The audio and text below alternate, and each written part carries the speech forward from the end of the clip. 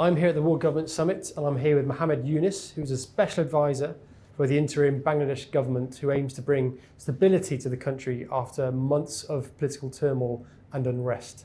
Hello, Mr. Yunus. How close are you to collecting a proper government together? And these reforms that you've suggested, is there any chance they may well delay the elections you have lined up in December? For the listeners, I should mention there's an uprising led by young people, students, and then joined by their parents, joined by the civilians all over the country. The people rose against the regime, which is running the country for the last 16 years, and with total corruption and destroying the institutions, every one of them, stealing money from the people and sending money abroad in their own personal accounts everywhere. So billions of dollars worth of money was done. Many people were killed, disappeared, tortured. And during this uprising, students were killed. 1,400 were killed. And students still stood up for bringing it down. And finally, the Prime Minister had to leave the country. At that point, I was invited to come and form the government. The challenge is, when you come with a devastated economy, devastated society, which has been misruled by 16 years, plundering of everything that you got, how do you bring order to the economy, order to the society, bring law and order? That was a big challenge. So that's what we tried to establish with the help of the people. One big strength we had, total support of the population, entire population, behind this interim government. They saw what it means for them. So this is a kind of getting rid of this previous regime. So that support has helped us a lot. And the tremendous amount of international support we got, every single country around the world, the total support for us to make sure that we can get through. But we made a commitment that we'll reform the institutions, the policies which made all these things happen, destroyed everything. So we have created 15 different commissions, each one on a different subject. And those reform commission reports are coming in. So now we are building a new commission for consensus building, National Consensus Building Commission. We take these recommendations and go to all the political parties, civil societies, which one you like to implement now, which one you would like to implement in future, which one you don't want to implement at all.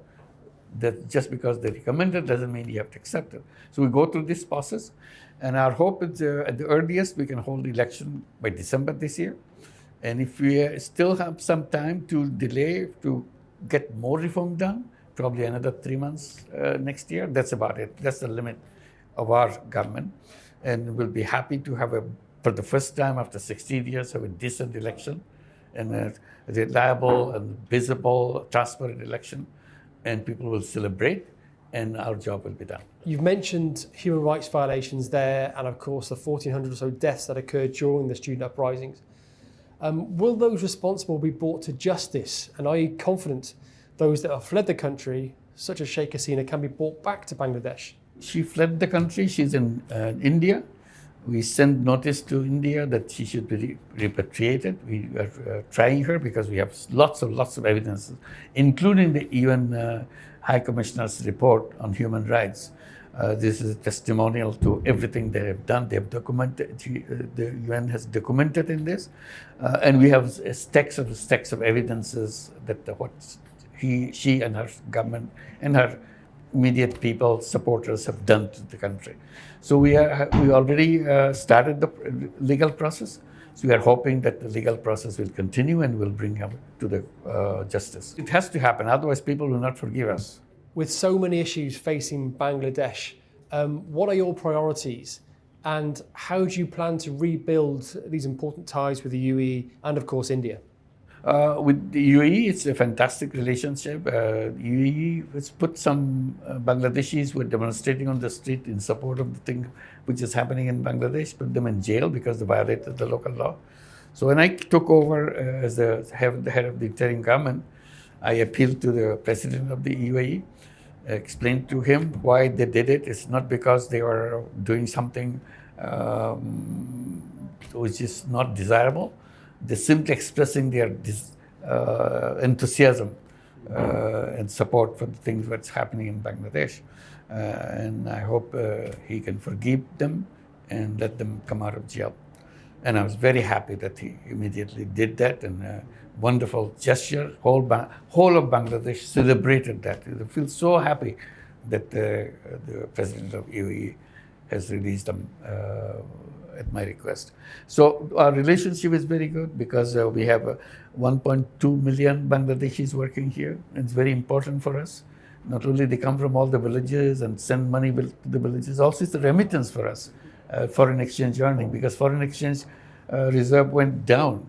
So this is a kind of replenishing them. And luckily after the uprising, remittances have started growing. Everybody's sending through the legal means. Previously, they used to send it through illegal means, and government never could touch that. It disappeared. So this time, it's coming through the legal means, and it's strengthening the Bangladeshi economic situation and so on. So our target is to see how to bring law and order as soon as possible, and how to fix the economy functioning again, banking system functioning again, our legal system functioning again. Legal system was totally destroyed. So while we are doing that, at the same time we are looking for international support, and we are very happy with the international support. I mentioned UAE as an example. India, we have a little problem because Hasina is there. So they are in a kind of a difficult situation to deal with the situation. So we keep on saying our relationship with India has to be excellent. We are the closest friends we can have because we are closest neighbors. You cannot draw Bangladesh map. You cannot draw Indian map without drawing the Bangladeshi map. We are so close. We are just inside of it. It's all around us. It's India, and we have a big economic future together. So we want to share that economic future. And we inherited a common heritage, common culture, common history behind us. So we don't want to walk away from that. So we always remind that our intention is always to have built a good relationship with India. But we are going through some cloudy situation right now. I hope we can overcome that as soon as possible. We've heard this week how Donald Trump plans to reduce overseas aid to countries like Bangladesh, which relies heavily on this kind of investment. With that in mind, do you see Bangladesh being forced to look overseas towards China or elsewhere to find this further financial investment that it stands to lose? Bangladesh has been a wonderful friend with USA all along, and also with China, also with India. So we had good relationship. We still have good relationship.